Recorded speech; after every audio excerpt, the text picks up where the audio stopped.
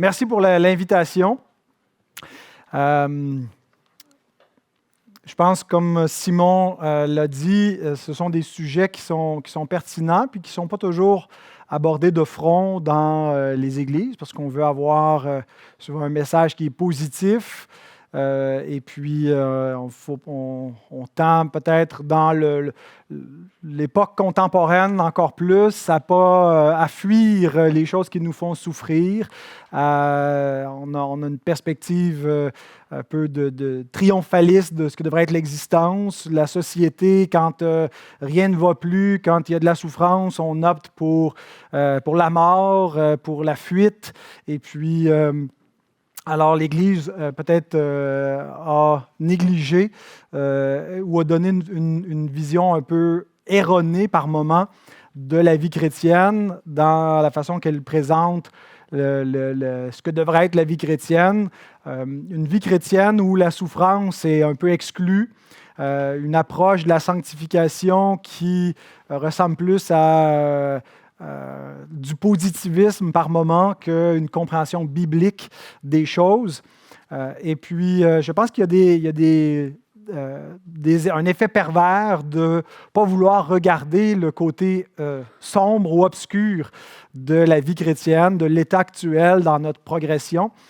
C'est qu'on déforme ce qu'est véritablement la vie chrétienne. On produit des attentes qui ne sont pas réalistes, qui ne sont pas basées sur la parole de Dieu. Et puis, quand on a une fausse compréhension, on peut faire face plus rapidement à du découragement. Parce que la vie chrétienne n'est pas rose. On a l'espérance de la vie éternelle, mais c'est justement une espérance. On est encore dans comme dirait mon mentor Raymond Perron, en régime d'incarnation post-lapsaire, c'est-à-dire qu'on n'est pas encore dans la chair glorifiée, on est encore incarné, mais on est après la chute. Alors, c'est plus le paradis, c'est plus l'Éden, puis c'est pas encore la cité céleste. Alors, il y a une espérance, il y a déjà notre consolation de l'éternité, mais on est dans un salut qui est en attente. Et si on ne comprend pas bien la nature de la vie chrétienne, il y a un danger que lorsque surgiront des souffrances dans l'existence présente, qu'on compose mal avec, qu'on sache difficilement comment bien les interpréter. Et ça peut représenter une forte tentation. Qu'on pense par exemple à l'Épître aux Hébreux qui a été écrite pour des chrétiens qui avaient peut-être justement une espérance un peu trop boostée que parce qu'ils avaient trouvé le Messie, ça voulait dire qu'ils entraient maintenant dans ce royaume messianique et ça allait être la fin des souffrances. Ça allait être le millénium, ça allait être le règne promis par les prophètes de l'Ancien Testament, l'âge d'or qui était attendu. Et puis là, on se demande, après quelques générations, comment se fait-il si Jésus est roi, bien qu'il y a encore autant de souffrances, qu'on est persécuté, qu'on nous enlève nos biens, que certains sont mis à mort pour leur foi. Et puis l'auteur leur écrit cette lettre à point pour les exhorter à persévérer, pour réaliser que c'est un salut en espérance, que Christ est effectivement assis dans la gloire, il règne comme fils de David, mais nous ne voyons pas encore maintenant que toute chose lui soit soumise. On le voit par la foi, mais dans la réalité visible de ce monde, la mort continue, le diable continue, bien qu'il ait été vaincu. Eh bien, c'est important d'avoir la bonne grille théologique pour comprendre et interpréter cette réalité actuelle. Et puis, on va se pencher justement un peu plus sur le fait que la souffrance, certaines souffrances sont inévitables. Et puis, certains parfois passent leur vie à essayer de l'éviter et ils ont de la difficulté à la subir lorsqu'elle est inévitable. Alors, je ne vais rien vous apporter de nouveau que vous n'avez pas entendu depuis que vous êtes croyants. C'est certainement des choses connues de vous tous parce qu'il n'y a pas d'autre consolation que celle que l'Écriture nous apporte, qui est la consolation de l'Évangile que nous possédons en Christ. Mais comme dit l'apôtre Paul aux Philippiens, je ne me lasse pas de vous répéter les mêmes choses, car pour vous, c'est salutaire. C'est le moyen que Dieu a choisi, la prédication de l'Évangile, pour sauver les croyants. Et je pense que ce que Paul a en tête quand il écrit cela, ce n'est pas seulement pour initier notre salut, mais c'est aussi pour nous garder fidèles dans le salut, pour nous préserver des influences de ce monde, des fausses croyances, de l'évangile de la prospérité, puis de toutes sortes de croyances erronées, superstitieuses qui peuvent venir affecter notre vision de Dieu, notre vision de nous-mêmes, notre propre vie chrétienne, et nous donner de la difficulté en chemin.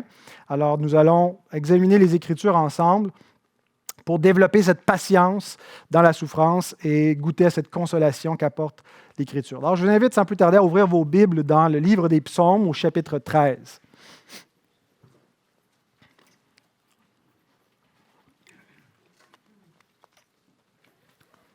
Les textes que je vais citer seront affichés derrière moi, mais le texte principal va être le psaume 13 en entier, donc vous pourrez le garder ouvert là, puis les autres passages des Écritures que je vais citer seront présentés sans que vous ayez besoin de tourner. Psaume 13, nous allons le lire en entier, il y a seulement 6 versets. Au chef des chantres, psaume de David, « Jusqu'à quand, Éternel, m'oublieras-tu sans cesse? Jusqu'à quand me cacheras-tu ta face? Jusqu'à quand aurai-je des soucis dans mon âme et chaque jour des chagrins dans mon cœur? Jusqu'à quand mon ennemi s'élèvera-t-il contre moi? Regarde, réponds-moi, Éternel mon Dieu. Donne à mes yeux la clarté, afin que je ne m'endorme pas du sommeil de la mort, afin que mon ennemi ne dise pas « Je l'ai vaincu » et que mes adversaires ne se réjouissent pas si je chancelle. Moi, j'ai confiance en ta bonté, j'ai de l'allégresse dans le cœur à cause de ton salut. Je chante à l'Éternel, car il m'a fait du bien. Que le Seigneur bénisse sa parole. Alors, nous ignorons les circonstances exactes dans lesquelles ce psaume a été écrit. Parfois, le psalmiste nous donne un indice en disant que c'était dans telle occasion. Mais alors ici, il ne nous le dit pas, mais on sait qu'il y a plusieurs épisodes de la vie de David qui peuvent correspondre à la détresse qui est exprimée, en particulier dans les versets 2 et 3. Et plusieurs pensent que ça correspond à l'épisode où David fuyait devant Saül, une longue période où David, après avoir reçu l'onction pour devenir roi d'Israël, bien peu de temps après avoir reçu cette onction, disons que l'onction se change en douche froide. La félicité, la joie initiale, le sentiment extraordinaire de se dire « je suis choisi pour être loin de l'Éternel », et bien rapidement, les persécutions, la souffrance, et qui va durer. Ce n'est pas juste un obstacle ponctuel qui se dresse sur sa route, mais ça dure des mois, voire des années. Et donc, David arrive à un point où il dit dans 1 Samuel 27:1, « Je périrai un jour par la main de Saül, il n'y a rien de mieux pour moi que de me réfugier au pays des Philistins, afin que Saül renonce à me chercher encore dans tout le territoire d'Israël. Ainsi, j'échapperai à sa main. » Je trouvais que l'exemple de David était un bon comparatif avec le croyant, le chrétien dans la Nouvelle Alliance. Parce que comme David qui a reçu les promesses, la promesse de régner, d'être établi sur le peuple de Dieu, et que Dieu serait avec lui, que sa fidélité ne se retirerait point de lui comme elle s'était retirée de Saül, que sa bonté resterait avec lui, sa faveur. David, à ce moment-là, est persécuté. Il doit prendre la fuite, il doit fuir chez l'ennemi, il n'est même plus dans la terre promise. Et ça semble être une contradiction. Les circonstances contredisent les promesses de Dieu. Et il y a une comparaison à faire avec les héritiers du salut, où on a cette promesse de vie éternelle, de réconciliation avec Dieu, d'une vie d'abondance, puisque Jésus dit que ces brebis sont dans l'abondance, elles ont la vie en abondance, et c'est pour ça qu'il est venu. Et Il y a bien sûr des moments de grande joie, de félicité, d'extase spirituelle lorsque on découvre et qu'on goûte cette grâce de Dieu, mais des moments qui ressemblent un peu à des tragédies, à des souffrances qui perdurent, à des contradictions avec le fait qu'on attend le secours de l'Éternel, on attend la paix de Dieu, on attend une assurance, on attend que la perfection, la vie éternelle. Ça ne devrait pas être vivre éternellement dans une condition infernale, mais dans un état de gloire. Et donc, il y a une comparaison à faire avec David qui avait reçu les promesses. Et je voudrais simplement diviser ce texte en trois. D'abord, on voit la détresse de David. Les trois parties ne seront pas d'égale durée, mais on va surtout se concentrer sur la détresse qu'il exprime au versets 2 et 3. Ensuite, la supplication de David au verset 4 et 5. Et finalement, la consolation au verset 6. Détresse, supplication, consolation. La détresse de David, elle est exprimée en triade. La triade, 3 fois, il répète « jusqu'à quand ». Et chacun de ces « jusqu'à quand » est exprimé en relation avec les 3 acteurs principaux dont il faut tenir compte dans notre souffrance. Dieu, soi-même et l'ennemi. Il est crucial d'avoir une juste perspective sur ces 3 acteurs dans notre souffrance, dans le côté obscur, la vallée obscure que l'on traverse, comme David qui avait confiance en l'Éternel comme son bon berger lorsqu'il passait par la vallée des ténèbres, eh bien, l'ombre de la mort, eh bien, nous devons trouver dans le côté obscur présent un réconfort en Dieu, mais pour cela, nous devons avoir une juste perspective sur ces 3 acteurs, Dieu, nous-mêmes et l'ennemi. Donc, je redivise le premier point en 3. Le premier point, comme je l'ai dit, il va être le plus long. Notre détresse est Dieu, notre détresse est nous-mêmes, notre détresse est l'ennemi. Alors, au verset 2, il dit « Jusqu'à quand » Si on relit le verset 2, c'est bien affiché, voilà. « Jusqu'à quand, Éternel, m'oublieras-tu sans cesse? Jusqu'à quand me cacheras-tu ta face? » L'épreuve, quelle qu'elle soit de nature comme une profonde dépression, que ce soit des circonstances souffrantes, que ce soit le problème d'assurance du salut, vient toujours avec l'impression que le ciel est fermé. L'impression que Dieu nous a oubliés, l'impression que Dieu n'entend pas notre prière ou est indifférent à notre cri, à notre misère, à notre souffrance. Et voyez comment l'effet temporel affecte David. Il dit « Jusqu'à quand ?» Le temps. Jusqu'à quand? L'effet de durée. Si ça durait un instant, c'est pas trop mal. Ça durait une journée, mais on sent que ça dure. Et il se pose cette question, il la pose à Dieu, jusqu'à quand? Dieu lui paraît être infidèle. Dieu ne vient pas à son secours. Dieu semble ignorer sa prière. Dieu le laisse en détresse. Il doit fuir. Et cette question de temps, et c'est surtout ce que je veux développer dans cet angle de comprendre la nature de Dieu.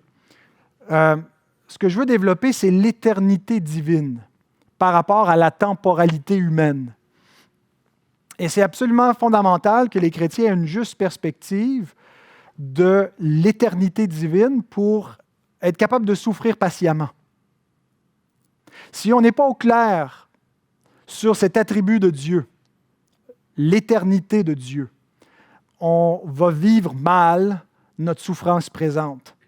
Et on va avoir l'impression que Dieu nous a oubliés.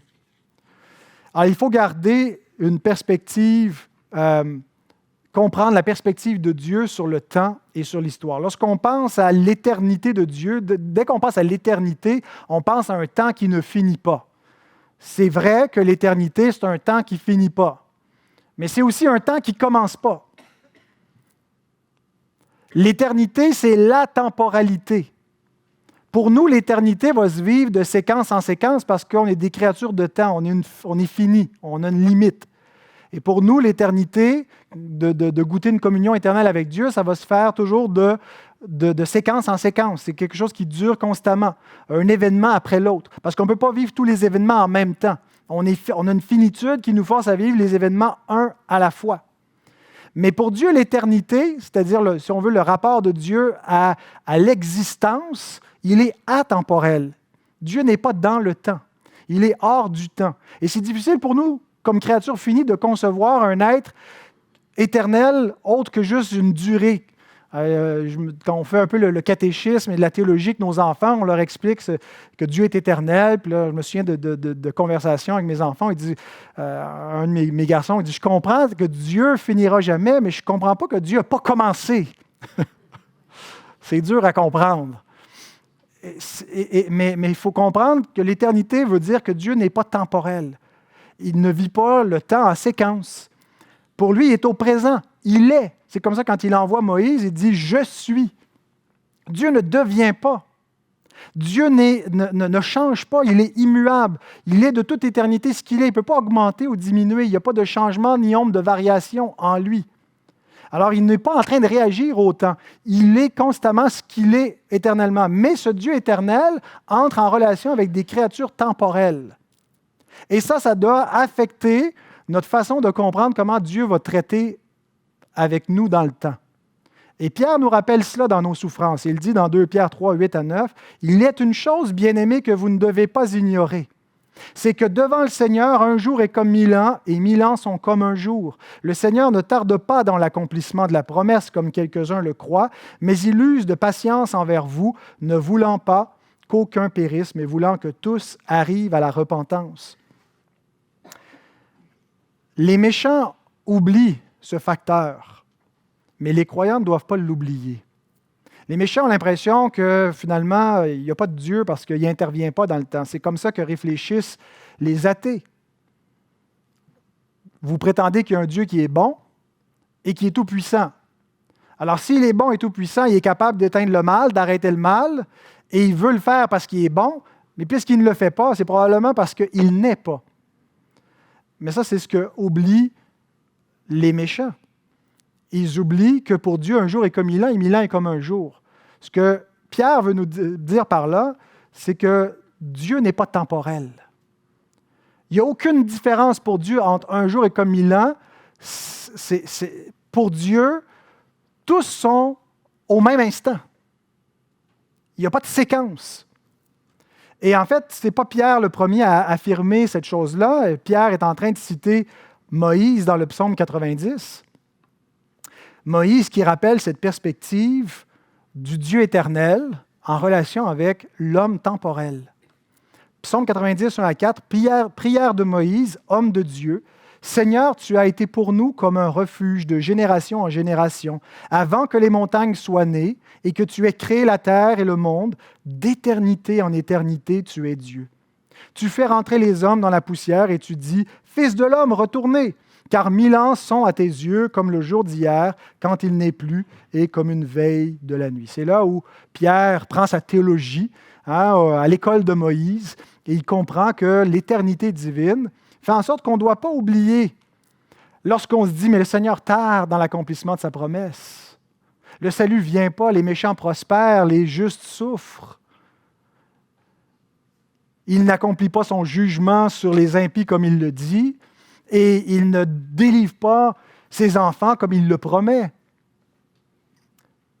Mais à ses yeux, le jour, les 1000 ans sont à ses yeux comme le jour d'hier. Il n'y a aucun effet. Le temps n'a aucun effet sur Dieu. Dieu ne vieillit pas, ne change pas d'aucune façon. Alors, lorsque on réfléchit à nos circonstances et qu'on veut juger de la fidélité de Dieu sur notre état, sur notre vie, sur notre misère, eh bien, il faut faire attention lorsqu'on le fait à partir de notre propre finitude. Il ne faut pas imposer notre limite temporelle au Dieu atemporel. En obligeant Dieu, dans notre perspective, à agir comme s'il était un être fini comme nous. Les attributs de Dieu sont d'éternité. Ce sont des attributs éternels. Et lorsqu'on veut penser à la bonté de Dieu ou à la justice de Dieu, il faut le comprendre dans ce rapport à l'éternité. Par exemple, Psaume 7,12 nous dit « Dieu est un juste juge, Dieu s'irrite en tout temps. » L'idée ici, c'est que ce n'est pas au moment même où le méchant produit son acte méchant que Dieu doit nécessairement le punir ponctuellement à ce moment-là. Parce que sa justice et son jugement contre ceux qui persistent dans le mal sans se repentir, elle est permanente. Ce n'est pas comme juste quelque chose qui va arriver ponctuellement dans l'histoire. Il peut le faire et il le fait dans notre contexte temporel. Mais il faut qu'on comprenne que c'est ultimement où finit l'histoire qui compte, parce que pour Dieu, il est déjà à la fin de l'histoire et en même temps qu'il est au commencement, il n'est pas dans le temps. Même chose lorsqu'on pense à sa bonté. Psaume 136 répète 26 fois « Car sa miséricorde dure à toujours. » Sa miséricorde est éternelle. Ce n'est pas juste Dieu est miséricordieux quand il me bénit, quand ça va bien, quand je me sens dorloté, aimé de Dieu. Sa miséricorde dure à toujours. Elle est infinie, elle est éternelle. Alors, je ne peux pas juste juger de la miséricorde, de la bonté de Dieu à partir de mes circonstances. Je dois élever ma perspective et changer mes lunettes de finitude humaine pour embrasser la vision que Dieu veut me donner de lui-même. Il est l'Éternel, celui qui est.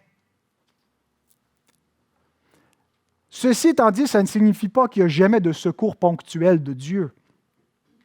Ça ne veut pas dire que parce que Dieu est bon éternellement et qu'il n'est pas obligé de me secourir ponctuellement, qu'il ne me secourra jamais ponctuellement. Mais ça signifie que l'absence d'un secours temporel ou ponctuel ne change rien à la bonté et à la fidélité de Dieu. Et la preuve, une des preuves qu'on a dans la Bible, c'est l'apôtre Paul qui nous la donne au chapitre 8 de l'Épître aux Romains. Après avoir parlé des persécutions que connaissent les croyants qui sont sauvés en espérance, qui sont comme des brebis qui sont menés à la boucherie quotidiennement, qui souffrent parce qu'ils sont attachés au Seigneur qui a été livré à la mort lui-même, il conclut en disant « J'ai l'assurance que ni la vie, que ni la mort, ni la vie, ni les anges, ni les dominations, ni les choses présentes, ni les choses à venir, ni les puissances, ni la hauteur, ni la profondeur, ni aucune autre créature ne pourra nous séparer de l'amour de Dieu manifesté en Jésus-Christ notre Seigneur. » L'assurance de l'apôtre Paul concernant l'amour et la fidélité de Dieu ne reposait pas sur ce qu'il pouvait voir, mais sur cette promesse de Dieu. Et Paul englobe tout ce qu'il peut dans le domaine circonstanciel du monde créé et fini. Il ne dit pas que la mort ne touchera pas aux croyants. Il dit la mort ne pourra pas les séparer de l'amour de Dieu. Donc, ultimement, il n'y a pas une circonstance plus tragique que de mourir, parce qu'une fois que tu meurs, c'est fini. En termes de ce que les circonstances peuvent nous faire pour nous faire souffrir. Mais même cette circonstance ultime n'a pas le dernier mot. Elle ne peut pas nous séparer de l'amour de Dieu. Il dit la mort, les choses présentes, les choses à venir, quoi que ce soit, quelque créature que ce soit, peuvent rien faire. Il ne dit pas qu'elles ne vont rien faire, mais qu'elles ne parviendront pas à nous séparer de l'amour de Dieu. Parce qu'il garde une perspective d'éternité. Et garder cette perspective-là, c'est ce qui nous permet d'avoir la juste perspective sur le salut qui nous est promis. Le salut qui nous est promis ne nous dit pas « la mort ne nous touchera pas, la maladie ne nous touchera pas, les détresses ne nous toucheront pas, la pauvreté ne nous toucheront pas ». Ultimement, c'est vers ça qu'on s'en va. On croit à l'évangile de la prospérité encore plus que le croient les faux prophètes qui enseignent que maintenant sur terre, on peut avoir cette prospérité. On croit bien plus qu'une abondance matérielle, on croit à l'immortalité, à l'incorruptibilité, mais en espérance. Nous le possédons déjà, mais seulement sous la forme des arts de l'esprit, comme un dépôt, comme un gage que Dieu nous a donné sur notre héritage céleste. Et si on n'a pas cette perspective-là et qu'on veut tout maintenant, tout de suite, bien, on va peut-être s'impatienter un peu contre Dieu quand il va nous faire passer par le creuset de l'épreuve, de la douleur. Garder cette perspective-là nous préserve de la tentation de nous révolter contre Dieu, de cesser d'espérer en lui, de réaliser que l'impression que Dieu nous cache sa face, c'est une impression qui est temporaire, un peu comme lorsqu'il fait gris un jour, on sait que c'est temporaire.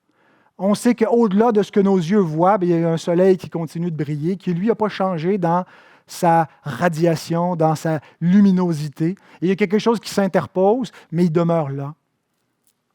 Que c'est ma perspective, elle est réelle, je souffre pour vrai, mais je n'ai pas été abandonné de Dieu. Rappelons-nous donc le rapport de Dieu au temps. Et c'est ce que Paul nous invite à faire dans sa deuxième épître aux Corinthiens, chapitre 4, versets 16 à 18. C'est pourquoi nous ne perdons pas courage. Nous ne nous décourageons pas lorsque vient la souffrance, lorsque viennent les intempéries. Et même si notre homme extérieur se détruit, notre homme intérieur se renouvelle de jour en jour. Car nos légères afflictions du moment présent produisent pour nous, au-delà de toute mesure, un poids éternel de gloire, parce que nous regardons non point aux choses visibles, mais à celles qui sont invisibles. Car les choses visibles sont passagères et les invisibles sont éternelles. Paul met en relation ces deux perspectives, l'éternité, la temporalité. Puis il nous dit, voilà comment de quelle pensée le chrétien doit s'armer dans la vie présente. Alors, notre consolation actuelle, c'est quoi? Bien, c'est notre consolation future. Ce qui nous console en ce moment, ce qui nous permet de persévérer, c'est ce qu'on espère. L'espérance produit la persévérance. Ce qui nous console maintenant, peut-être dites que ce n'est pas une consolation parfaite parce qu'on pleure encore, parce qu'on souffre encore, mais ce qui nous permet de triompher, ce qui nous permet que l'homme intérieur soit fortifié, alors que l'homme extérieur, les circonstances se dégradent, c'est ce qu'on espère. C'est cette consolation future éternelle. Apocalypse 21:4, « Il essuiera toute larme de leurs yeux et la mort ne sera plus, il n'y aura plus ni deuil, ni cri, ni douleur, car les premières choses ont disparu. » Parce que nous savons qu'il n'y aura aucune souffrance, aucune douleur, que même les choses les plus tragiques qu'on peut imaginer, même d'imaginer qu'un de nos proches les plus chers ne serait pas avec nous pour l'éternité, on ne va pas pleurer pour l'éternité. Il va y avoir une consolation parfaite, parce qu'on va avoir une communion parfaite avec Dieu. Et c'est ce qui nous permet en ce moment de supporter cette tristesse, cette mort, ce deuil, ces cris, cette douleur, sachant que c'est temporaire et que ça va disparaître. Alors, c'est absolument crucial d'avoir une bonne théologie, une bonne compréhension de qui est Dieu et de son éternité pour traverser les souffrances présentes. Mais deuxièmement, dans la deuxième triade, le psalmiste se questionne sur sa détresse et lui-même. Jusqu'à quand, verset 3, psaume 13, 3, « Jusqu'à quand aurai-je des soucis dans mon âme et chaque jour des chagrins dans mon cœur? » David porte un regard sur lui-même, ce qui est un peu risqué, mais qui est en même temps nécessaire. C'est nécessaire d'avoir une juste perspective sur nous-mêmes. Il faut faire attention pour ne pas tomber dans l'apitoiement, se prendre en pitié. Et il y a deux façons légitimes de poser la question que David pose ici. Jusqu'à quand aurai-je des soucis dans mon âme? Deux façons, une façon légitime, une façon illégitime.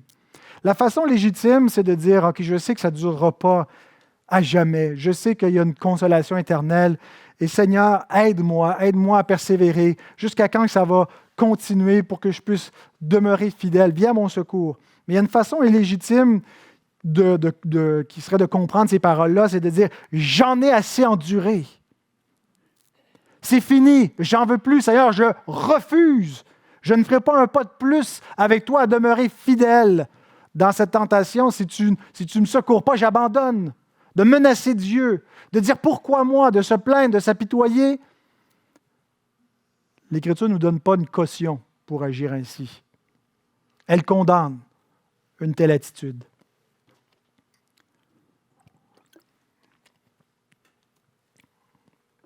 Alors, mes frères et sœurs, comment vous voyez-vous vous-même?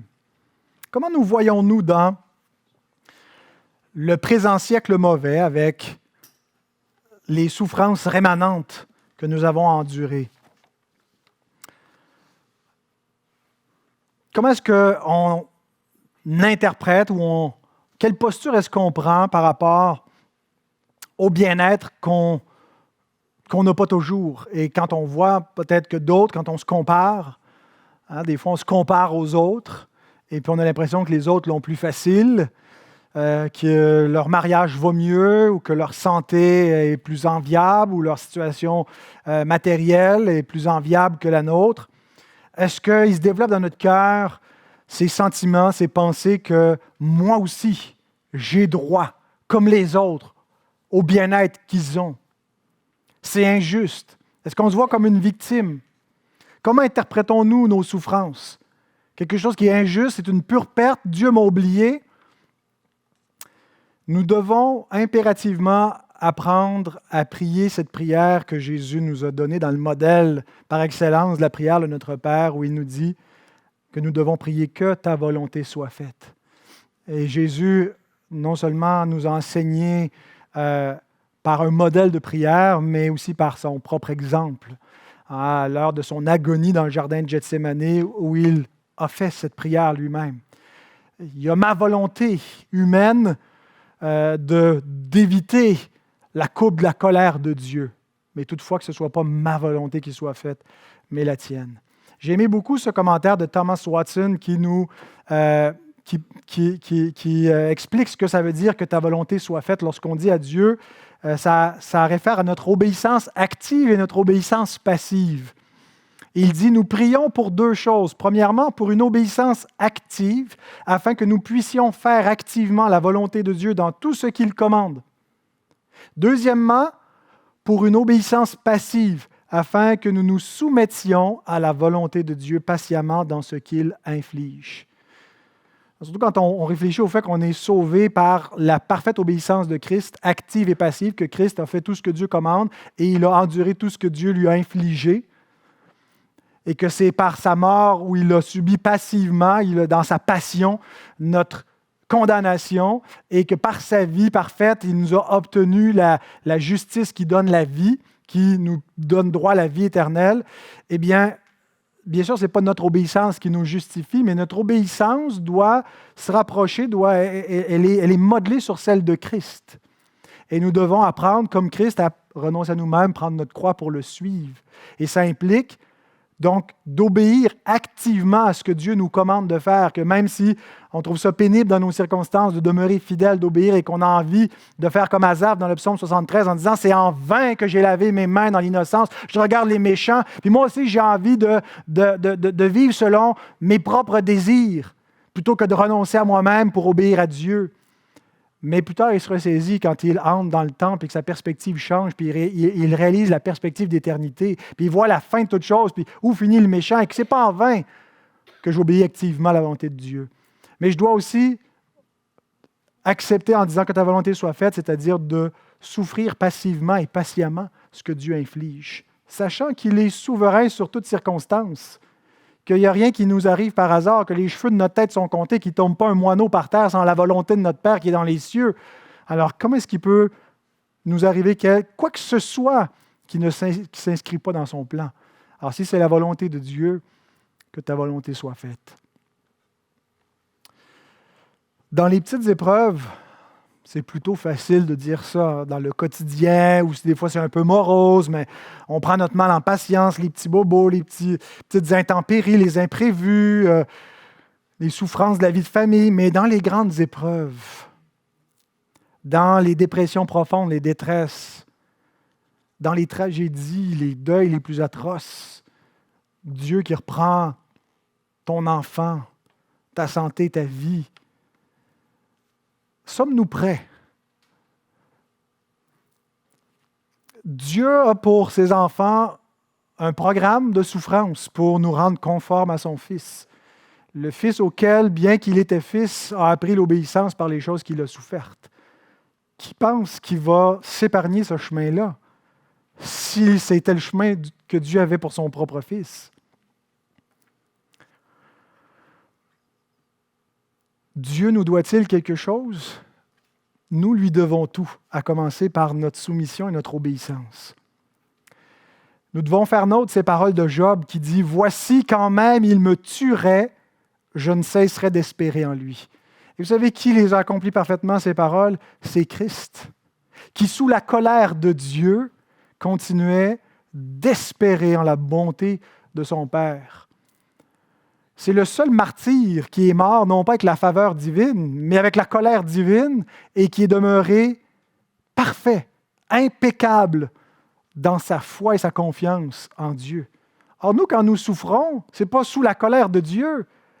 Nous souffrons la discipline paternelle d'un Père qui veut nous faire prendre part à sa sainteté, qui veut nous façonner pour nous rendre semblables à lui. On n'est pas sous la colère de Dieu. On est sous la discipline d'un Père aimant qui nous soutient. Alors Christ, lui, est mort sous la colère de Dieu. Et pourtant, il dit, quand même il me tuerait, je ne cesserai d'espérer en lui. Nous devons faire nôtre ces paroles d'Ésaïe qui dit « J'espère en l'Éternel qui cache sa face à la maison de Jacob. Je place en lui ma confiance. Je me confie à un Dieu qui se cache, à un Dieu qui par moments semble absent. » Mais cette foi-là, ce n'est pas nous qui l'avons générée. Comment est-ce qu'on peut croire à un Dieu qui cache sa face à la maison de Jacob? C'est parce que Dieu nous a donné une foi qui ne peut pas s'éteindre. La victoire sur le monde, c'est quoi? C'est notre foi. Et c'est bien qu'on a l'impression que c'est nous qui l'exerçons, effectivement, on l'exerce, mais elle nous a été donnée. Et elle est ce lumignon infime qui ne peut pas s'éteindre parce que Dieu la garde allumée. C'est lui qui l'a allumée, il va la garder. Et donc, on ne peut pas faire autrement que de continuer d'espérer en lui quand on est son enfant, même si par moments on trouve ça dur et qu'on pense qu'on va lâcher prise. Mais en fait, il nous garde. On est gardé. On n'est pas juste gardé, quand Pierre nous dit qu'on est gardé par lui pour le salut prêt à être révélé. Ce n'est pas juste garder des invasions extérieures qui pourraient renverser notre foi, c'est garder aussi des évasions. On est captif de Dieu. Il nous préserve. Et troisième acteur, c'est l'ennemi. Ma détresse est l'ennemi. Jusqu'à quand mon ennemi s'élèvera-t-il contre moi? Alors, après avoir développé une juste perspective sur Dieu, sur nous-mêmes et comment on doit se situer par rapport à ce Dieu-là, il faut avoir une juste perspective sur qui est notre ennemi. Dans le contexte de David et de l'Ancienne Alliance, l'ennemi était souvent un ennemi de chair et de sang, parce que c'est le contexte de l'Ancienne Alliance qui est une représentation visible, terrestre et typologique des choses célestes. Mais pour nous, nous n'avons pas d'ennemi parmi les hommes. On a un ennemi spirituel. C'est ce que veut dire Paul dans Éphésiens 6,12 quand il dit « Nous n'avons pas à lutter contre la chair et le sang ». On voit dans l'Ancien Testament qu'il combattait avec des armes charnelles. Il allait battre les Philistins, d'autres nations, les Cananéens. Mais Paul dit « Maintenant, on vient de changer de contexte. On n'est plus dans un contexte de guerre, de chair et de sang, mais on lutte contre les dominations, contre les autorités, contre les princes de ce monde de ténèbres, contre les esprits méchants dans les lieux célestes. »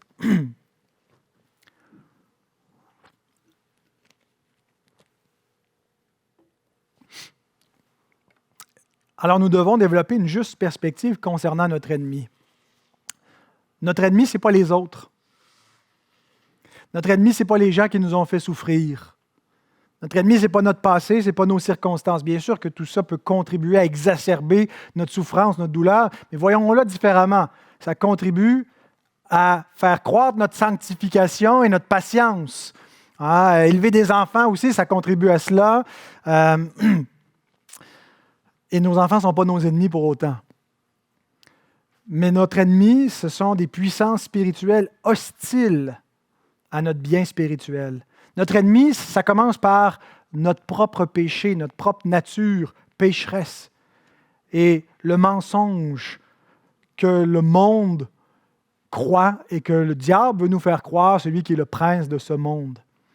Ça, c'est notre guerre sainte, une guerre spirituelle, une guerre avec nous-mêmes, une guerre contre le péché. Et on ne peut pas être passif dans ce combat. On est appelé à plusieurs reprises par l'Écriture de prendre des armes spirituelles que Dieu nous a données pour mener le bon combat de la foi. Et une de ces armes par excellence, c'est la prière. Alors, on vient de sortir du premier long point, mais je vous ai dit que les trois points seraient pas d'égale durée. Et on voit justement David qui prend cette arme spirituelle qui est la prière au versets 4 et 5. La supplication. Après la détresse, la supplication. Regarde, réponds-moi, Éternel mon Dieu, donne à mes yeux la clarté, afin que je ne m'endorme pas du sommeil de la mort, afin que mon ennemi ne dise pas, je l'ai vaincu, et que mes adversaires ne se réjouissent pas si je chancelle. Rappelons-nous des disciples de notre Seigneur la nuit où il fut livré, qui n'ont pas pu veiller 1 heure avec le Seigneur, mais qui se sont en quelque sorte endormis du sommeil de la mort. Hein, leurs yeux étaient appesantis. L'Évangile nous dit aussi qu'ils étaient endormis de tristesse. Mais il y a comme une parabole, surtout quand Jésus plaide avec eux pour qu'ils prient. Il dit, l'esprit est bien disposé, mais la chair est faible. Veillez et priez afin que vous n'entriez pas en tentation. Et leur circonstance est un peu une parabole. C'est l'heure des ténèbres, c'est l'heure de la puissance des ténèbres qui va mettre à mort celui qui est la lumière du monde. Et on vit encore dans ce monde de ténèbres. Et on est tenté de s'endormir du sommeil de la mort, tenté de se relâcher, d'arrêter de veiller. Mais le jour s'en vient. L'étoile du matin va se lever, elle est déjà levée dans nos cœurs, mais celui qui est dans nos cœurs, qui habite en nous, va bientôt paraître aux yeux de tout ce monde où toute langue va confesser, tout genou va fléchir devant lui. Et en ce moment, c'est dur. On a envie de s'endormir. Si nous ne veillons pas, si nous ne prions pas, nous risquons de nous endormir de ce sommeil de la mort. Jacques dit, Jacques 5,13, « Quelqu'un parmi vous est-il dans la souffrance? Qu'il prie. » C'est simple, hein? Ce qu'on doit faire pour survivre. C'est le moyen de grâce que Dieu nous donne dans notre souffrance, dans notre détresse, la supplication, la prière. Alors David n'en reste pas là avec sa détresse, en réfléchissant à Dieu, à lui, au diable ou à l'ennemi dans sa détresse. Il prie. « Regarde, réponds-moi, donne la clarté à mes yeux. » On retrouve dans Romains 12,12 un triple conseil apostolique pour surmonter toute épreuve. Il dit « Réjouissez-vous en espérance, soyez patients dans l'affliction, persévérez dans la prière. » Se réjouir en espérance, pas réjouissez-vous dans vos circonstances, mais en espérance. Ça ne veut pas dire qu'il n'y a jamais de joie dans nos circonstances. Heureusement, il y a aussi des joies dans nos circonstances. Et la Bible nous dit que Dieu nous donne toutes choses avec abondance pour qu'on en jouisse. Par moments, c'est bien de se réjouir dans nos circonstances, mais notre joie ne doit pas se réduire à nos circonstances parce qu'on sait qu'il y aura des circonstances tragiques. On sait qu'à moins que Jésus revienne et qu'on soit changé en un instant pour revêtir un corps glorieux, on va mourir et que notre homme extérieur donc, va se détériorer, va s'en aller vers cela, qu'on va tomber malade, qu'on va s'en aller vers la mort. Réjouissez-vous en espérance. Voyez au-delà de ces circonstances. Pourquoi? Parce que ça va produire une patience. Et c'est la deuxième exhortation. Soyez patients dans l'affliction. Quand on se réjouit en portant nos yeux sur l'espérance, on est patient dans l'affliction parce qu'on persévère. Mais comment est-ce qu'on le fait concrètement? Comment est-ce que cette dynamique entre l'espérance et la patience se met en branle? Bien, c'est la prière. Persévérer dans la prière. Troisième exhortation ici de Paul. Et c'est ce que David fait. Et Dieu nous a donné tout ce qui est nécessaire, donc, à notre salut. On a tout pleinement en lui, Colossiens 2,10. On a été bénis de toute bénédiction spirituelle dans les lieux célestes, Éphésiens 1,3.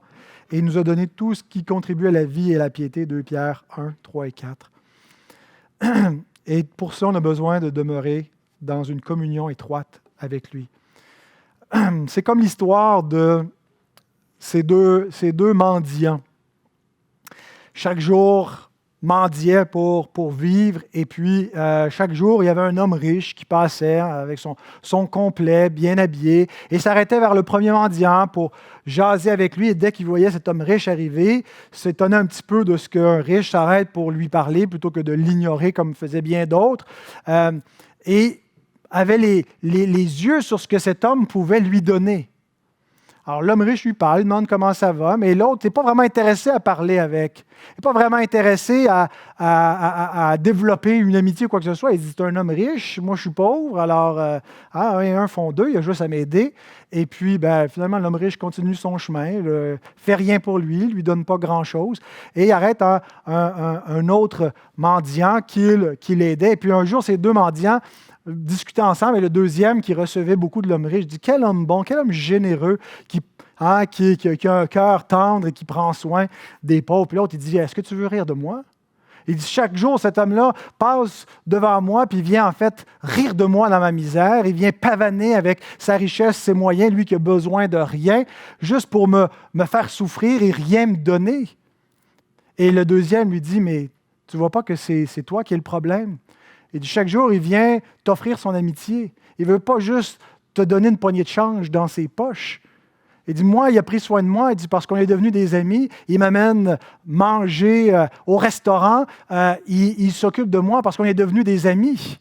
Il connaît mon nom. Mais toi, tu as juste les yeux sur sa bourse, sur qu'est-ce qu'il peut faire.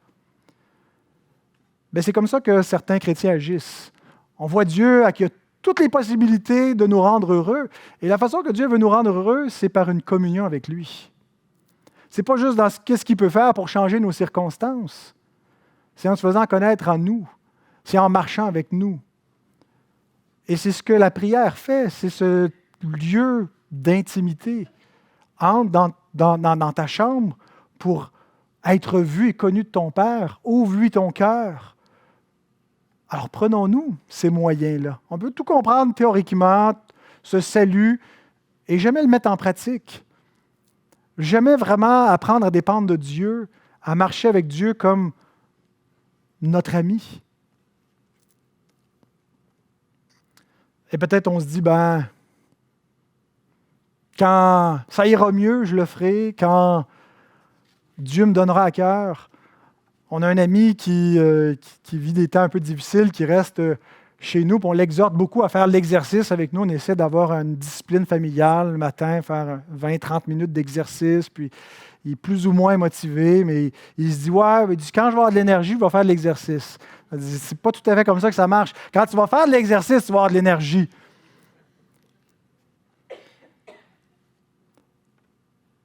Quand j'irai mieux, je prierai, j'irai à l'église, je participerai aux réunions de prière. Si nous ne prenons pas les moyens de grâce que Dieu nous a donnés pour notre bien, qu'on ne s'étonne pas qu'on trouve ça un petit peu plus dur. Prenons ces moyens de grâce. Bien sûr, ce n'est pas une panacée que tout va devenir magique à ce moment-là, mais c'est un moyen efficace pour nous garder. Parce que Psaume 34,6 nous dit « Quand un malheureux crie, l'Éternel entend et il le sauve de toutes ses détresses. » Et c'est ce que David fait ici pour être sauvé de ses détresses. Il cherche son secours auprès de Dieu seul. Et le verset 6, c'est la preuve que ça a fonctionné. Au verset 6, après que David a exprimé sa détresse, après qu'il ait dit viens à mon secours afin que je ne m'endorme pas du sommeil de la mort, qui crie à Dieu, il termine en s'exprimant moi, j'ai confiance en ta bonté, j'ai de l'allégresse dans le cœur à cause de ton salut. Je chante à l'Éternel car il m'a fait du bien. Il y a un gros contraste entre le début de ce psaume, avec le corps de ce psaume et la fin du psaume.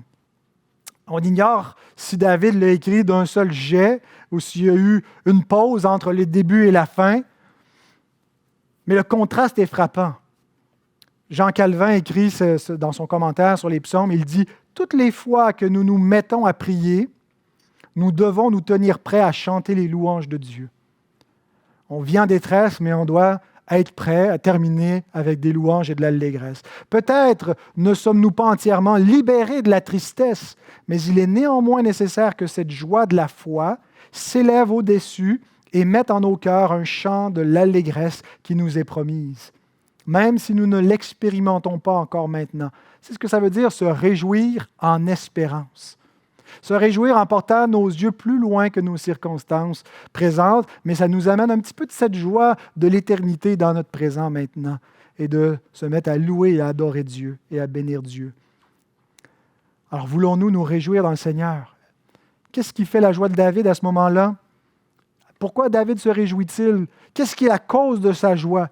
Il ne dit pas que toutes ses détresses ont cessé, mais ce qui exprime comme sujet de sa joie, c'est la bonté de Dieu. Le mot hébreu, c'est le chesed, qui veut dire la fidélité alliantielle de Dieu, la grâce de Dieu. C'est un peu l'Évangile dans l'Ancien Testament, la grâce, la bonté, la miséricorde de Dieu qui est exprimée par ce mot-là. Ton salut, ta délivrance. Il est possible qu'ici, David ait en tête un salut ponctuel, qu'il se soit passé quelque chose à ce moment-là, puis on peut louer Dieu pour des saluts ponctuels, pour une délivrance ponctuelle qui nous arrive, mais c'est surtout le salut éternel qu'il faut avoir en vue. Il m'a fait du bien. Non pas il me fera du bien. Il m'a fait du bien. Et tout croyant peut dire une telle chose. Paul dit dans Romains 8, ce magnifique chapitre glorieux du statut du croyant.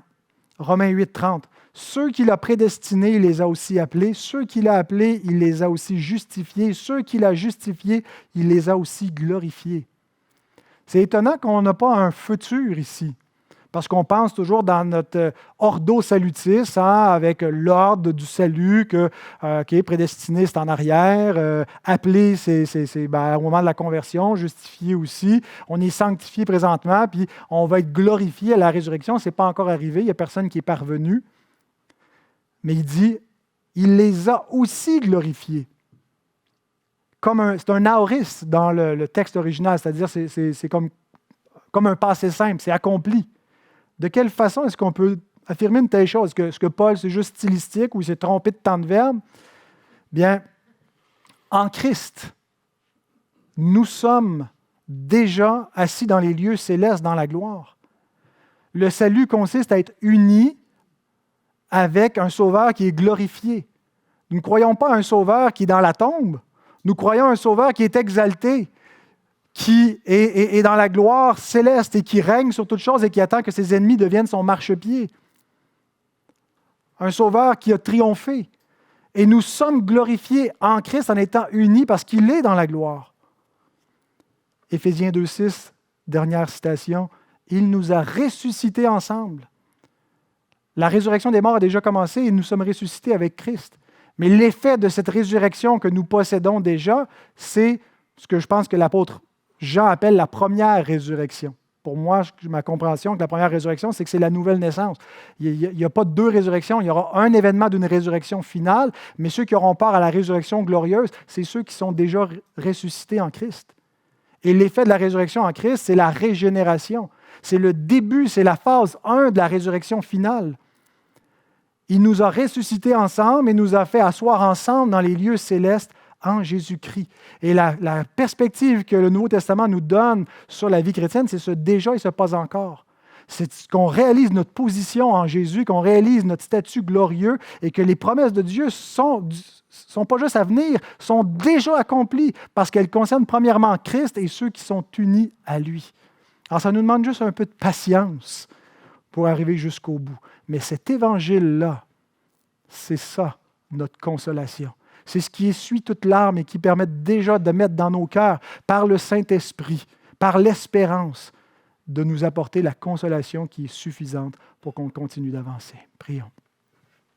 Seigneur, merci pour la consolation qu'apportent les Écritures. Merci pour les éclaircissements que ta parole nous donne lorsqu'on se penche sur qui tu es, sur ton éternité, sur le fait, Seigneur, que tu es Dieu et que pour toi, un jour est comme 1000 ans et 1000 ans est comme un jour et qu'on ne doit pas te juger à partir de notre limite, de notre finitude, mais on doit s'élever, on doit changer nos lunettes, on doit avoir cette perspective de foi, d'espérance et d'éternité.